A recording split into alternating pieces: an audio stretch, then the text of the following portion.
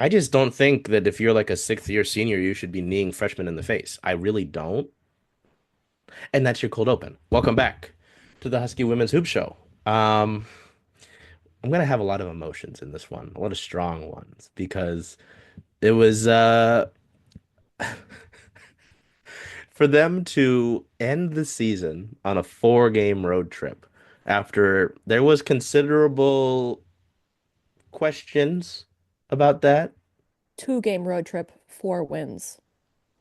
Wait, did I say road trip? Yes. Oh, I need to break into my Ghost Welch's Grape. Please sponsor me.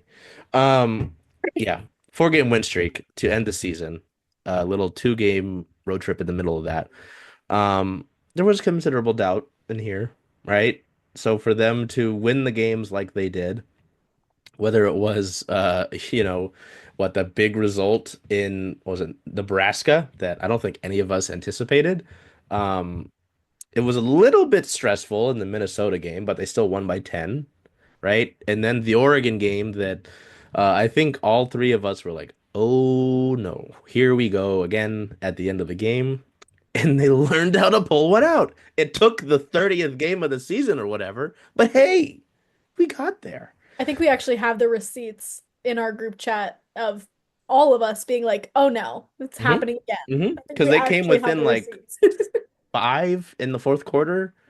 And I said, "Oh boy." They were turning the ball over. I said, "Let's slow down here." Um, and so, despite the 4 game road trip, despite the schedule that they played this year, despite them being on Sir Charlie Crim's last 4 teams with a bye last week, and I don't want to get too ahead of myself. I'm just a little excited before we get to bracketology and feelings about March. The newest bracketology from Sir Cream has them as one of the last 4 in, and Oregon as one of the last 4 buys, which doesn't make sense. I will hold my strong feelings until then. Welcome back, Rowan. Welcome back, Bella. Let's talk about these last 2 games. Um, yeah, man. I mean, when Bella and I talked about, wait, no, when we talked about, last week and, Rutgers brush aside from this first of the 4 game win streak. You needed to handle business. They did. Nebraska did not expect them to do that. Minnesota, I was a little bit shaky about. I was like, I don't know. I'm a little worried about you guys. And especially after that first quarter, right? They're down by 7. Things they didn't look good. And I was like, I don't need this to be a game where you get boat raced early and you come back. It was a much more competitive um second period. Second period. Sorry, brains and hockey. Still technically works. Second quarter. So they split the difference. I believe we go into the half tied, right? And then the third quarter was a nice separator because the Huskies hold the Golden Gophers to just 11 points. Washington pours in 24 points. Um, you get a nice performance here from El Ladin once again. I need to pull up this stat because this was fascinating to me. No, I sent it actually into our group going into senior night because I was kind of wondering about this and I really wanted to make sure that Delia was our player of the game or key player to watch going into senior day because she's a senior. But going into senior day, the duo of Delia Daniels and Ella Dean had combined for a rough 63.5% of the scoring offense for the Huskies over the last 3 games. Um, so pretty remarkable in this Minnesota game. Another double double for Delia. It works double double. Delia Daniels. Um, the 3 point shooting in this one again was good. You know, I just was really happy that they were able to overcome the the really bad first quarter because I was really scared after that. I was a little shaken up, and I was like, even if you get out of this game, how the hell are you gonna fare against Oregon? And I'm gonna lump it, so we'll talk about both of the games. So if I go ahead, this is why I'm doing that. Um, Man, this Oregon game, I mean, obviously there's emotions because it's senior day. It's the final game of the season, and as we all talked about, right? if you win these four games, you have a strong chance to get in. Obviously there's no automatic bid, unfortunately, but you have to feel really good about things. Um, Same thing. Bad first quarter, not too great. The Huskies battled back a little bit after the Ducks, I think, scored the first few points. It was like the first shot was a made three, and I said, "Oh God, oh boy." Um, the Ducks went on a nice run to end the first quarter, so it put them ahead by 7. Sound familiar? Uh, but then Washington again with a nice response. This time they hold Oregon to 11 points in the second quarter, go into the halftime break with a little bit of a lead. He said, "Okay, this is nice. This is good." Um, and then the next few quarters are real tight ones. Margin of difference in the third, 3 points. Margin of difference in the fourth quarter, 2 points. Um, this was another one where late in the game there was foul trouble, right? Which I know Bella was quite upset about, which understandably so. I'm not saying that to poke fun. I mean, it was pretty clear and obvious that that was a little wonky, They you were know, bad calls. late into the game, you've got Delia Daniels and Savia Sellers with 4 fouls. I said, "Oh no, how are you gonna, a team that's been bad at closing games out, how are you gonna close a game out with two of your best players playing like this, or having to play, with that burden on them?" And they found a way to close things out. I think one of the bigger moments of this game for me was Chloe Briggs hitting a three and getting fouled while doing so. Chloe Briggs and her funky jump shot. Hey man, you got it to work in this one. So often I see like the four starters of Sellers, Steins, Daniels, and Ladine get in double digits, and Chloe Briggs is hanging out. No, she said, "Watch this." She got into double digits. Hannah Steins only made one of her 5 shots, and it was three. It was important, but yeah, that was I think a really important victory for them. And what stood out to me about that fourth quarter against Oregon was how bad the Ducks looked at times trying to close that game out. They airballed a few shots. Like it wasn't just they weren't getting the bounce. They were missing the hoop. Like it was remarkable. I know Rowan and I were there. Bella wasn't able to make it. Um, that was a great atmosphere. Like it was incredible. It wasn't the biggest crowd, admittedly, but the people It showed felt up. like it. The people, yeah, no, I mean, the ones where they would go on runs, and especially when Chloe Briggs got fouled on that 3-pointer, I said, "Oh shit, like they can do this." So, Bella, since I've mentioned you several times, we'll have you go first, and Rowan, you can close it out. But just your feelings on these two games, because I mean, I like to be the optimist on our shows that we do, all these shows, and I was a little bit like, get through the road trip fully, and I'll see how I feel. And after that, I feel pretty good. I have my strong feelings about March. That's 2 segments away. We'll get to that. But yeah, these past 2 games, the Golden Gophers and the Ducks. Talk to me. Okay, it's my turn now. Great. Um, sorry. Um, it was really nice. I mean, I had to watch on TV, which sucked. I was really very, very sad to not be there. But it was really lovely to see how full the student section looked, considering how absolutely like desert barren it has looked at times. The crowd looked engaged. It looked like it was a fun time. So even though I couldn't be there, I just thought that was really great. I had obviously said on, or Rowan, you weren't here, but I had said on the last podcast, like the thing I ended with was go to the freaking game. If you're a student, you get in for free, go to the game. So I'm really happy that people showed out. I'm sure the players appreciated it. And, I think the Oregon game was interesting because they had a total of 10 assists all game.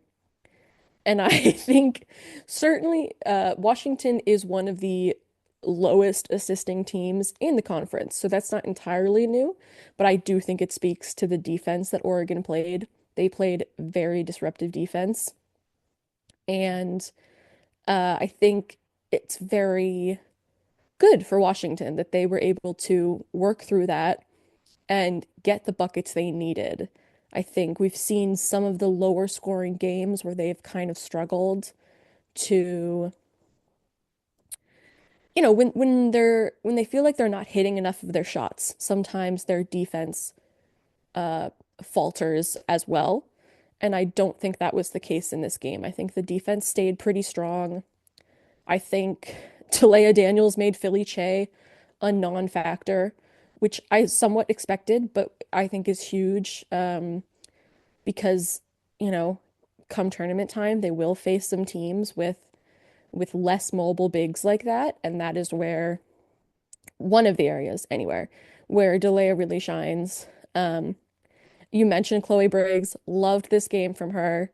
The hype, I mean, I my dog was not thrilled that I screamed when she hit the three and then was fouled. My dog was very upset. My dog does not like when I watch sports, which is a bummer because I watch a lot of sports, so maybe not the best. But I think that was really great, and it just sort of like speaks to what I feel like I've been saying for the past couple of weeks, which is just like it feels like things are clicking at the right time. Like all of the different players are sort of finding their moments, finding how to connect with each other. Hannah Stein's only hit one three-pointer and only had two assists, which is unusual for her, but she still played really good defense, still, helped out her teammates. I'm trying to remember who won the rebounding battle. Pretty close, just Oregon won by one. Like, I think it just seems like all of the lessons that we had wanted them to learn from those previous games, they have put together. And that is what we had been waiting for. Um, I also think, loving Devin Coppinger minutes lately. Charles, we know you love Devin Coppinger. Um, but she's been really she's been really solid. I'm trying to remember one play in the Oregon game. She could have taken like a tough layup and she like was underneath the basket, ended up, flinging it across, finding a teammate for a three-pointer along the baseline and got that point instead of taking the tough two. Like very capable scorer, but I think she's finding her place within sort of the movement of the offense. And then I just want to, you know what? I want to shout out Brenna McDonald again. Okay. I, I think we have all been like questioning at times her contribution to the team, but against Minnesota, she like once again came in, hit her only shot attempt, was really strong on defense, pulled down three boards in 6 minutes. And then again, what are you about to show on the whiteboard? Devin Coppinger hype train. Okay, got it. Um, but then again against Oregon, she's been remarkably efficient with her field goal attempts in particular. Like she is taking the shots that she knows are her shots. She is playing good defense. And then when she gets a rebound, she holds on to that shit. Like she is like, you are not taking this ball from me. I have grabbed this rebound and it is mine.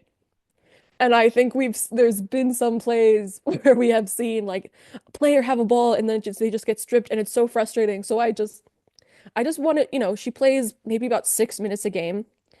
But even if that's just like 6 minutes of rest Delea Daniels gets, or 6 minutes of rest 6 minutes that Delea Daniels is on the floor but doesn't have to guard the five, whatever it is, like,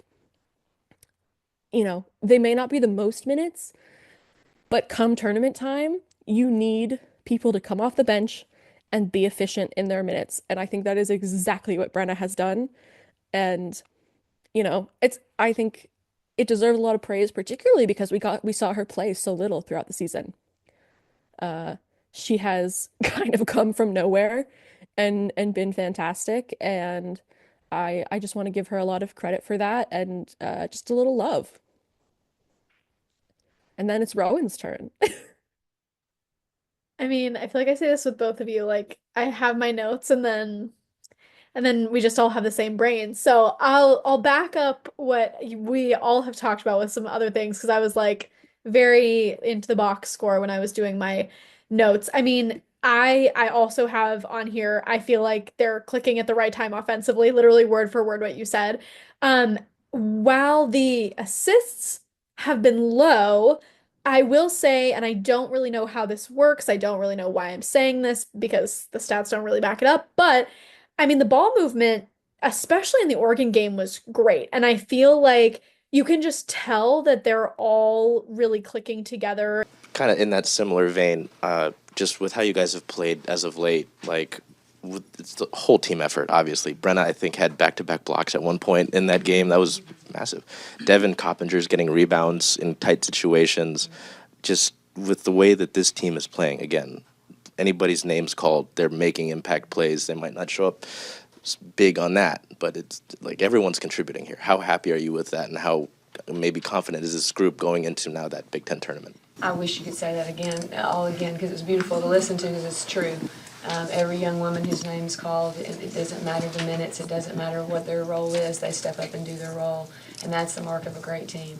And so really excited. We did need to grow in some areas depth-wise, and you've seen everyone working so hard for that. And you can continue to see us all get better for it. But it doesn't matter if it's someone who has a lot of minutes or someone who has less minutes. We all have areas we've got to grow in and be better for us to continue to become the team that we want to be, that we think we're capable of being. Yeah. Thank you, everyone. Thank you, guys. Thank you, guys. In a way that they were not before. They're seeing looks. I mean, there was a play, I think it was posted on basically all social channels. I think it was Delia got the steal, kicked out to Savia. Savia passed it, whatever. Tegan Brown had the layup at the end. It's just like beautiful plays like that you're just like everyone touches the ball. And I feel like we're seeing that more and more. I think with that, I know I talked about it post Rutgers game, I think. But I mean, while we're still seeing not a lot of production from the bench, I think we're seeing like as the season has gone on, it's shifted from one player, carrying the offensive weight and then everyone else is just there to two to three. And then now, I mean, we're looking and usually it's four starters are in double digits for the most, or at least close. And then, there might be a contributor or two off the bench, but I think that that's huge. The distribution of scoring is huge. And again, well, it's not maybe being reflected in the assists. You're seeing people like, we know Savia can create her own shot from anywhere. And I think we were seeing that in different points in the season that she was the leading scorer mainly because she was able to create those shots. But now I feel like there's just more distribution there and more people. I was gonna text in our group chat the other day. Everybody eats on against Oregon, so that's really how it felt. But I mean, I think I also wrote down she's just been a great bench piece. I mean, I think a really underrated part of her and Chloe Briggs. I wanted to give Chloe Briggs a big shout out for two different reasons. But Devin and Chloe have been doing a great job rebounding. We've talked about that a bunch about the guard rebounding, kind of brought it up to Tina Langley at one point, and it kind of seemed like a little bit of a reminder for her to remember to tell the to tell the guards to rebound again, and it's happening. So, but I think with Chloe, I haven't done enough, really dedicated like film watching to be able to like really back this up. But I feel like I've just noticed that often because they usually go with the more four guard lineup with Delia, then Chloe Briggs ends up being the person defending the second big if that's what the other team's lineup is. And before I really paid attention to it, I was always like, well, that's kind of a weird choice. Like just looking, I believe Hannah Steins is taller. I believe Elle Ladine is taller than Chloe, but especially in the Oregon game, when I was really paying attention to it, she does really well in that, shockingly well in that role for how small she is. Like being able to help on defense defending the post is crazy for a player her size and everything. So big shout out to her on that one. But yeah, same with Brenna. I mean, just, they both games, Oregon and Minnesota, 6 minutes, against Minnesota, 3 rebounds, against Oregon, 2 blocks. Like, that's huge. I do think it's interesting. I know we've talked about this before, and I don't really have a feeling either way about it, but it is really interesting to see that we've seen the second string post, minutes go so from Tyra and none to Brenna and switched off. I mean, I think Tyra had about 2 minutes in the game against Oregon. I barely even remember her checking in, if I'm being honest, but it's just interesting to see that it doesn't really feel like Tina's playing her kind of as a choosing between the two depending on the matchup. It just kind of seems like Brenna's just being the more impactful player right now, and that could be Tyra at another time. But anyway, just overall, I mean, offensively, they've been great. Offensively, they've been amazing. I mean, I think just reminding that they're second in the conference in field goal percentage behind UCLA, who spent what, 7 weeks at number one. That's huge.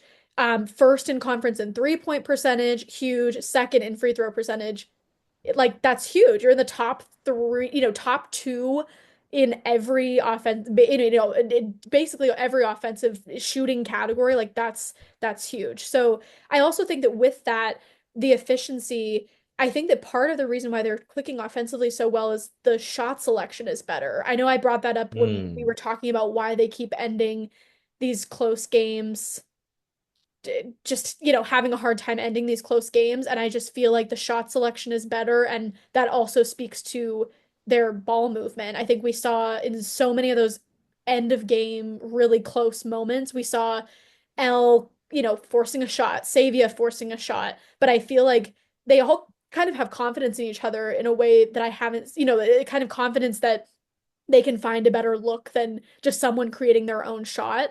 And the last thing I have in my overall notes was I loved Tina Langley in her presser yesterday said that they're basically, the gist is that they've all been so connected as a team, emotionally and just like off the court. And she said now they're like learning to win at the end of the game, and they're learning to transfer that onto the court. And this is the perfect time for them to be doing that. This is 4 wins to close out the regular season. I know throughout the course of this year, whether it's here or weekly press conferences, we've talked about growth points. You've talked about this team's effort to get better in the gym, and their willingness to learn. Is this just sort of a culmination of all the hard work and all of the growth that you've seen from them throughout the course of the year? Because it certainly seems like throughout these 4 games, you've really clicked in a lot of different areas. We're so blessed to coach the best young women. I mean, I really say that everybody who meets them is always like, what an incredible group. It is really different and very special group of young women. And they make you so proud because it's honestly an honor to be in the way they receive, the way they want to learn, their humility. And so it didn't matter if it was, early in the year when we lost to LSU or now. This is the same team in that aspect. That never changed. We didn't waver in who we were, and that's just such a special thing to say about a team, which is why I think you could see everything turn, and you could see us learn how to win the game at the end. And I was just really proud of that growth because, again, that's just the basketball side. It was the character side that has just continued to build and build into the basketball court.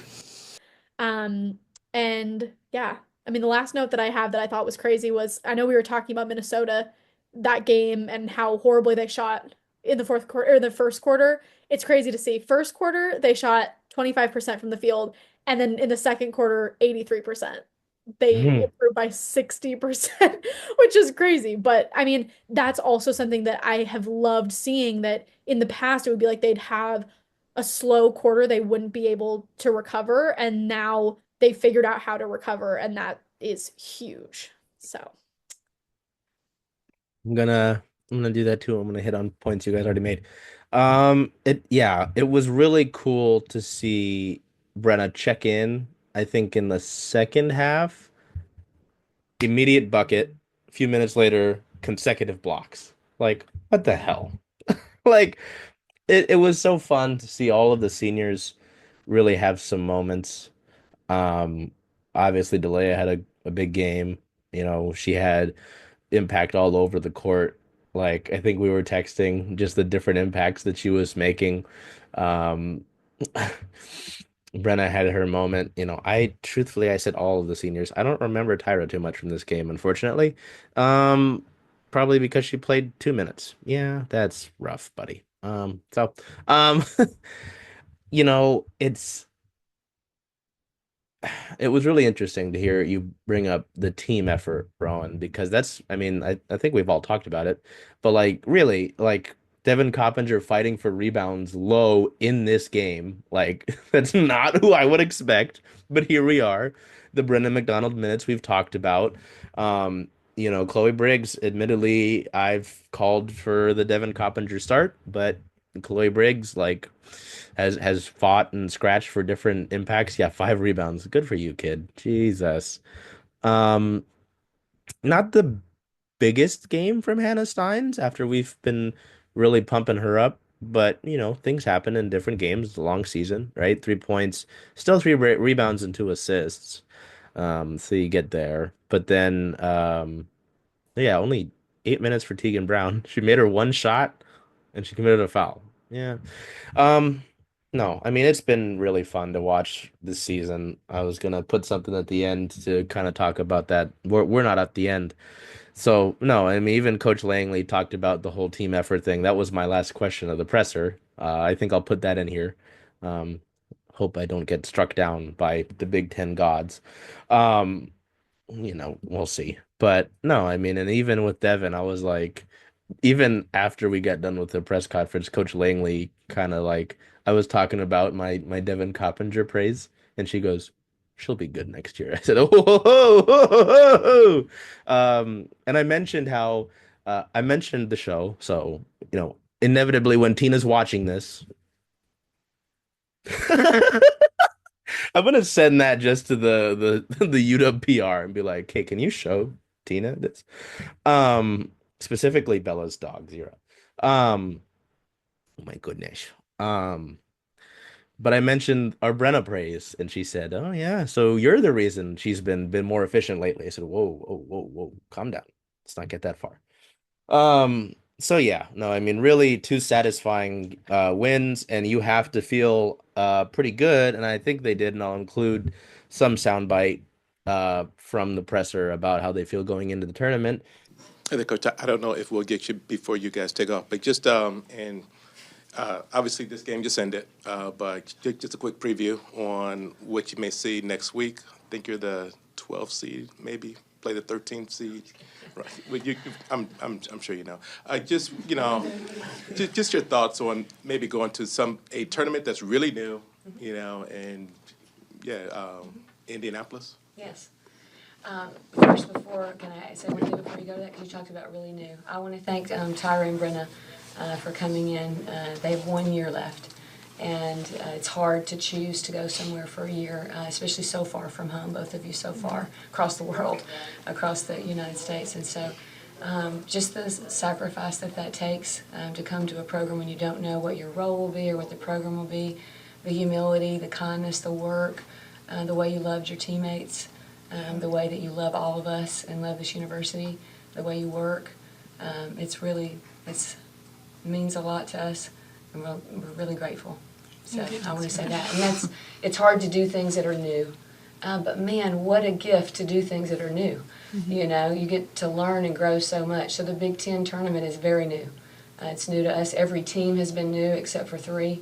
And it's been fun. It's been fun to learn about them and ourselves and to learn from our competition. And so we're excited to go to a new tournament and a new location, and we do play a team that we've actually played for once, so that's great. This was the first time all year, so you know, that'll be fun. But excited for the opportunity. What's the difference now as you try to turn that page from the regular season now to the postseason? Obviously, the game on Wednesday it probably isn't a one and done type of a situation, but it is the postseason.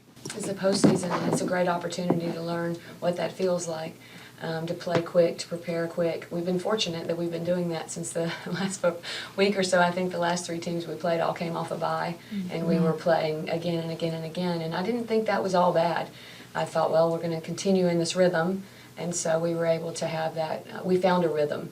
And so the postseason conference tournament, gives an opportunity to find your rhythm. And so what's it feel like to turn around and play a game without really getting to practice? And so opportunity for growth. And just in terms of logistics, do you leave immediately? Do you leave, like how do you do this? I'll leave tonight. No, I'm just kidding. But no, we're going to let them have an ice bath. And and yeah, we're going to leave tomorrow. And do you pack for a long trip? Oh, or we sure do. Yes, we do.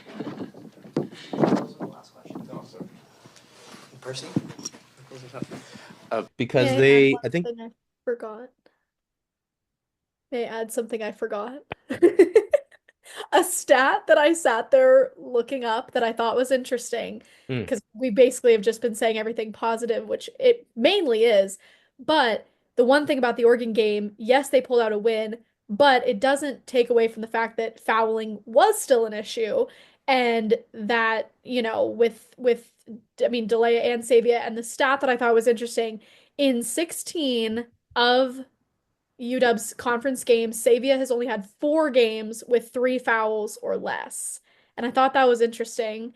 And I think that is something that needs to be pointed out, especially going into tournament when you're inevitably going to be playing really close games and games where Savia is going to be inevitably undersized most of the time. I think that is my only negative, that continues to be something that they need to figure out. I also like it's definitely an issue, but with the Oregon game in particular, I was so frustrated watching because they were the most BS ticky-tack fouls when like everything else was being let go. They were calling her for like actually like being in front of Deja Kelly and being like Deja Kelly pushing off of her. So like those the fouls in the Oregon game in particular, like one of them, she like basically climbed a player trying to like block her. That was very much a legitimate foul. But like I think it was like 3 of her fouls were just total BS, were not called on anybody else. So that was very frustrating because I do think that Savia, because we've talked to her about it after games, like she has worked. Sorry, she looks so awkward. hello. Hello. But like she has worked to like figure out how to not get in foul trouble. And I feel like she had figured it out for a few games, and then sometimes she just gets really unlucky with calls. Like she is an aggressive defender, but sometimes they just like, I'm just like, I really don't think that's a foul. Like I really don't. So I'm like I agree with you, and at the same time, I'm like Right, the but Oregon how? game, the Yeah, Oregon game sometimes is like a it's bad example because like what the fuck were those yeah, calls? yeah, totally. Thank you for letting me interject. Continue. Yeah.